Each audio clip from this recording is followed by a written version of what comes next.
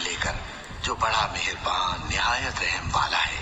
الف لام میم، یہ کتاب یعنی قرآن مجید، اس میں کچھ شک نہیں کہ اللہ کا کلام ہے، پرہیزگاروں کے لیے رہنما ہے جو غیب پر ایمان لاتے اور آداب کے ساتھ نماز پڑھتے اور جو کچھ ہم نے ان کو عطا فرمایا ہے اس میں سے خرچ کرتے ہیں، اور جو کتاب اے پیغمبر تم پر نازل ہوئی اور جو کتابیں تم سے پہلے پیغمبروں پر نازل ہوئیں سب پر ایمان لاتے اور آخرت کا یقین رکھتے ہیں۔ یہی لوگ اپنے پروردگار کی طرف سے آئی ہوئی ہدایت پر ہیں اور یہی لوگ کامیاب ہیں۔ جو لوگ کافر ہیں انہیں تم نصیحت کرو یا نہ کرو ان کے لیے برابر ہے، وہ ایمان نہیں لانے کے۔ اللہ نے ان کے دلوں اور کانوں پر مہر لگا رکھی ہے اور ان کی آنکھوں پر پردہ پڑا ہوا ہے اور ان کے لیے بڑا عذاب تیار ہے۔ اور بعض لوگ ایسے ہیں جو کہتے ہیں کہ ہم اللہ پر اور روز آخر پر ایمان رکھتے ہیں، حالانکہ وہ ایمان نہیں رکھتے۔ یہ اپنے خیال میں اللہ کو اور مومنوں کو دھوکہ دیتے ہیں، مگر حقیقت میں اپنے سوا کسی کو دھوکہ نہیں دیتے اور اس سے بے خبر ہیں۔ ان کے دلوں میں کفر کا مرض تھا، اللہ نے ان کا مرض اور زیادہ کر دیا اور ان کے جھوٹ بولنے کے سبب ان کو دکھ دینے والا عذاب ہوگا۔ اور جب ان سے کہا جاتا ہے کہ زمین میں فساد نہ ڈالو تو کہتے ہیں کہ ہم تو اصلاح کرنے والے ہیں، دیکھو یہ بلا شبہ مفسد ہے لیکن خبر نہیں رکھتے۔ اور جب ان سے کہا جاتا ہے کہ جس طرح اور لوگ ایمان لے آئے تم بھی ایمان لے آؤ تو کہتے ہیں بھلا جس طرح بے وقوف ایمان لے آئے ہیں اسی طرح ہم بھی ایمان لے آئے۔ سن لو کہ یہی بے وقوف ہیں لیکن نہیں جانتے۔ اور یہ لوگ جب مومنوں سے ملتے ہیں تو کہتے ہیں کہ ہم ایمان لے آئے ہیں، اور جب اپنے شیطانوں میں جاتے ہیں تو ان سے کہتے ہیں کہ ہم تمہارے ساتھ ہیں، اور مسلمانوں سے تو ہم ہنسی کیا کرتے ہیں۔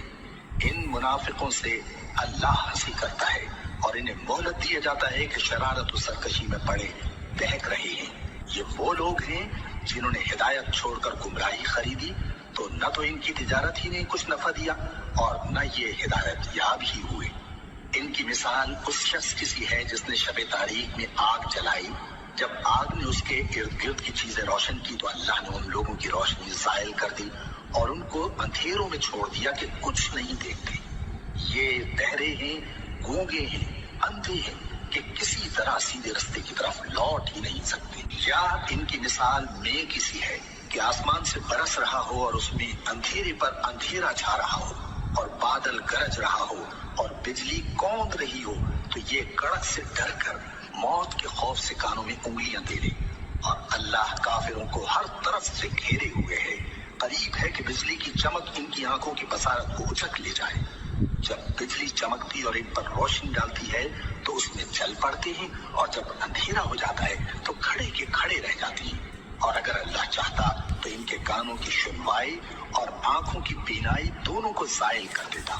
بلا شبہ اللہ ہر چیز پر قادر ہے۔ لوگوں اپنے پروردگار کی عبادت کرو جس نے تم کو اور تم سے پہلے لوگوں کو پیدا کیا تاکہ تم اس کے عذاب سے بچو، جس نے تمہارے لیے زمین کو بچھونا اور آسمان کو چھت بنایا اور آسمان سے میوہ برسا کر تمہارے کھانے کے لیے انواع و اقسام کے میوے پیدا کیے۔ بس کسی کو اللہ کا ہمسر نہ بناؤ اور تم جانتے تو ہو۔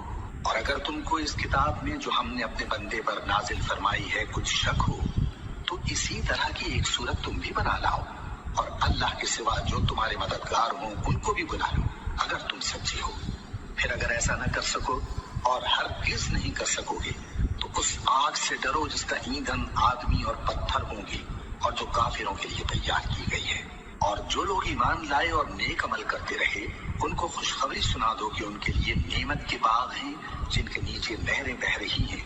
جب انہیں ان میں سے کسی قسم کا میوہ کھانے کو دیا جائے گا تو کہیں گے یہ تو وہی ہے جو ہم کو پہلے دیا گیا تھا، اور ان کو ایک دوسرے کے ہم شکل میوے دیے جائیں گے اور وہاں ان کے لیے باغ بیویاں ہوں گی اور وہ بہشتوں میں ہمیشہ رہیں گے۔ اللہ اس بات سے آر نہیں کرتا کہ مچھر یا اس سے بڑھ کر کسی چیز مثلا مکھی مکڑی وغیرہ کی مثال بیان فرمائے۔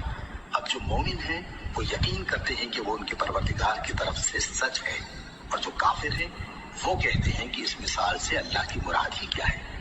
اس سے اللہ بہتوں کو گمراہ کرتا ہے اور بہتوں کو ہدایت بخشتا ہے، اور گمراہ بھی کرتا ہے تو نافرمانوں ہی کو، جو اللہ کے اقرار کو مضبوط کرنے کے بعد توڑ دیتے ہیں اور جس چیز یعنی رشتہ قرابت کے جوڑے رکھنے کا اللہ نے حکم دیا ہے اس کو قطع کیے ڈالتے ہیں اور زمین میں خرابی کرتے ہیں، یہی لوگ نقصان اٹھانے والے ہیں۔ کافرو، تم اللہ سے کیوں کر منکر ہو سکتے ہو؟ جس حال میں کہ تم بے جان تھے تو اس نے تم کو جان بخشی، پھر وہی تم کو مارتا ہے، پھر وہی تم کو زندہ کرے گا، پھر تم اسی کی طرف لوٹائے جاؤ گے۔ وہی تو ہے جس نے سب چیزیں جو زمین میں ہیں تمہارے لیے پیدا کی، پھر آسمانوں کی طرف متوجہ ہوا تو ان کو ٹھیک ٹھیک 7 آسمان بنا دیا، اور وہ ہر چیز سے خبردار ہے۔ اور وہ وقت یاد کرنے کے قابل ہے جب تمہارے پروردگار نے فرشتوں سے فرمایا کہ میں زمین میں اپنا نائب بنانے والا ہوں۔ انہوں نے کہا، کیا تو اس میں ایسے شخص کو نائب بنانا چاہتا ہے جو خرابیاں کرے اور کچھ تو خون کرتا پھرے؟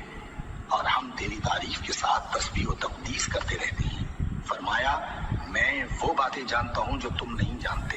اور اس نے آدم کو سب چیزوں کے نام سکھائے، پھر ان کو فرشتوں کے سامنے کیا اور فرمایا کہ اگر سچے ہو تو مجھے ان کے نام بتاؤ۔ انہوں نے کہا، تو پاک ہے، جتنا علم تو نے ہمیں بخشا ہے اس کے سوا ہمیں کچھ معلوم نہیں، بے شک تو دانا ہے، حکمت والا ہے۔ تب اللہ نے آدم کو حکم دیا کہ آدم، تم ان کو ان چیزوں کے نام بتاؤ۔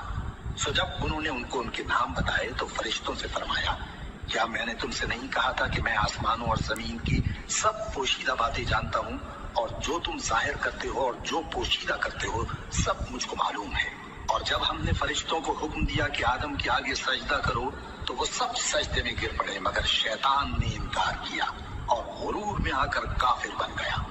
اور ہم نے کہا کہ اے آدم، تم اور تمہاری بیوی بہشت میں رہو اور جہاں سے چاہو بے روک ٹوک کھاؤ پیو، لیکن اس درخت کے پاس نہ جانا، نہیں تو ظالموں میں ہو جاؤ گے۔ پھر شیطان نے دونوں کو اس درخت کے بارے میں پھسلا دیا اور جس عیش و نشاط میں تھے اس سے ان کو نکلوا دیا۔ تب ہم نے حکم دیا کہ بہشت